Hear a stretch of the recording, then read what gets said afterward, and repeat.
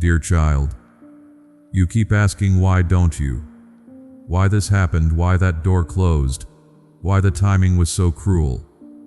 Your mind runs in circles trying to piece together what doesn't make sense.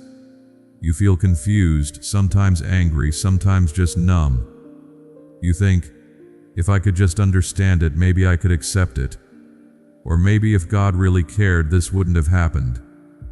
And what you need, beloved, is not a lecture. You need someone to sit with you in the confusion and help you see. So come, dear heart, sit down. Just for a moment, set aside the frantic search for answers. I want to talk with you, not at you. I want to help you understand what's been so hard to see. My child, I know how heavy the unanswered questions are. They sit in your chest like stones. They wake you at night. They make you withdraw from people who seem to have it all figured out. You're exhausted from trying to make sense of it. And part of you is afraid that if you stop asking, you'll never get clarity. But another part of you is afraid of the answer. What if the truth is that none of it mattered? Precious one, listen gently. I will help you understand.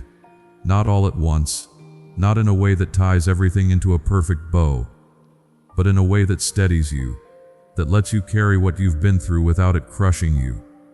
Beloved, the first thing I need you to hear is this.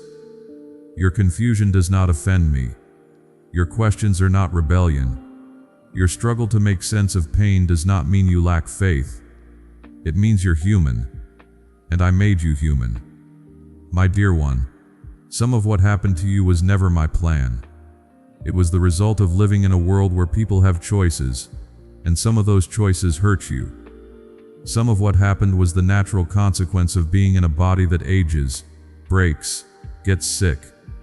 And some of what happened was timing, things colliding in ways that felt random, cruel, impossible to accept. Beloved family, we continue this mission quietly, with faith, even when it is not easy. If God places it on your heart to support this work, you can find the link is in the description and comment box. Every small act of support carries this message forward. Dear heart, I did not script every detail of your suffering, but I have been present in every moment of it. And I have been working, quietly, steadily, to bring something real out of what tried to destroy you. Loved one, you wanted an explanation that would make the pain worth it, a reason big enough to justify the loss. But some pain doesn't come with a tidy reason. It just comes. And what I offer you is not a formula, it's my presence in the middle of it. My child, you've been thinking that understanding would bring you peace. But sometimes peace comes not from knowing why, but from knowing who holds you while you walk through the dark. Beloved, I want to show you something you may have missed. You've been so focused on what went wrong that you haven't noticed what held. You're still here. That's not small. You didn't become what the pain tried to make you. You didn't harden completely. You didn't lose your ability to care. You're wounded, yes. Tired, yes. But not destroyed. Precious one, that is not luck. That is grace meeting you in ways you didn't recognize. Dear heart, you've wanted me to explain the whole story so it makes sense from beginning to end. But life doesn't work that way. Some chapters are still being written. Some healing is still forming. Some connections between the pain and the purpose won't be visible until you're further down the road. And I'm asking you to walk with me anyway. My dear one, here's what I can tell you now. What happened to you taught you things you couldn't have learned in comfort. It taught you empathy. It taught you that surface-level answers don't comfort real grief.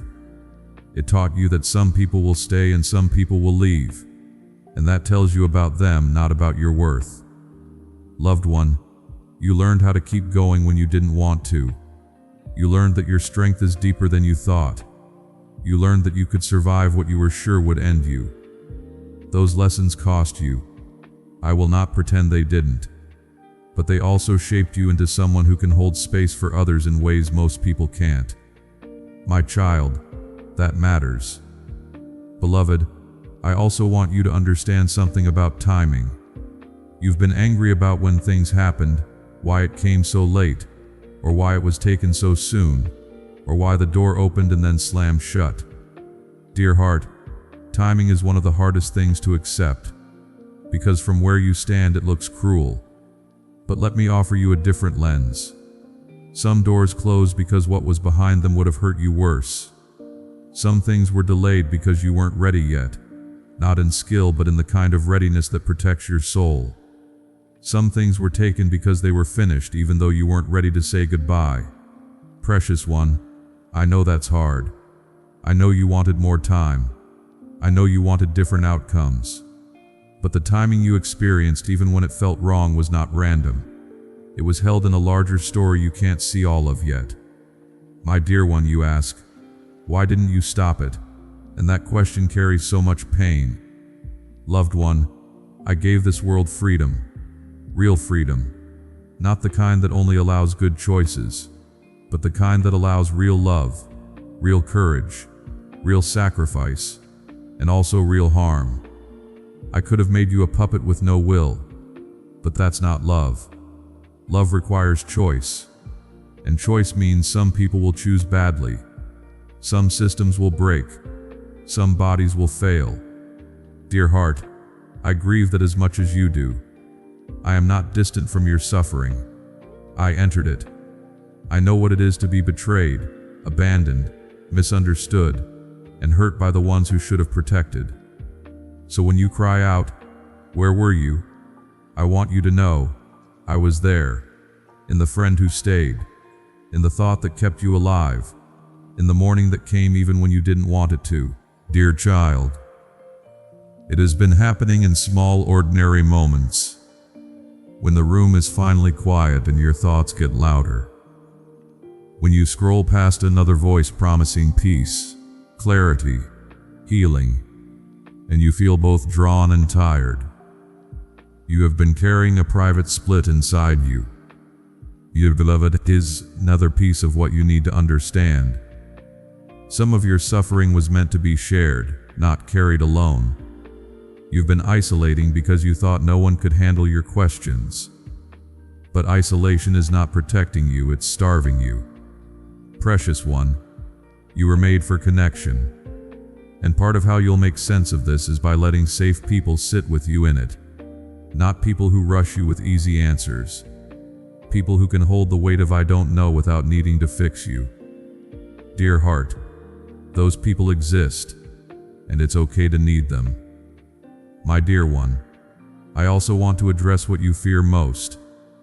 You're afraid that all of this suffering will be wasted, that you'll look back and realize it didn't produce anything good. Loved one, listen. Nothing you've walked through will be wasted. Not if you let me work with it. Not if you stay open, even just a little, to the possibility that something is being built in the hidden places.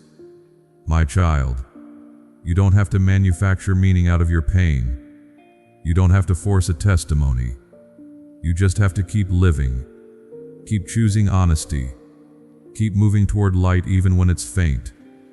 And over time you will see threads connecting in ways that comfort you. Beloved, some of the explanation you're looking for will come in retrospect. Years from now you'll look back and notice things you couldn't see in the moment.